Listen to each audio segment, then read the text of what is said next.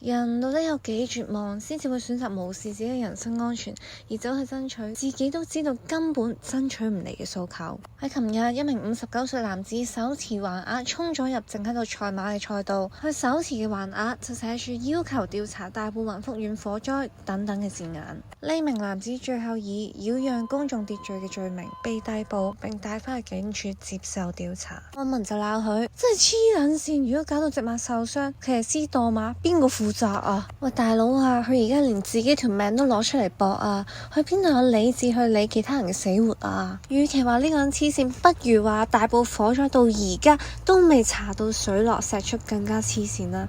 死嘅人有成150個，但係你嘅焦點就放咗喺安然無恙嘅騎師同埋馬嘅身上。亦有網民指，你要表達訴求就應該和平嘅表達。大埔火災已經過咗半個月啦，佢哋可以做嘅嘢都已經做咗啦。如果和平咁樣表達係有用嘅，邊個係會攞自己條命出嚟教飛啊？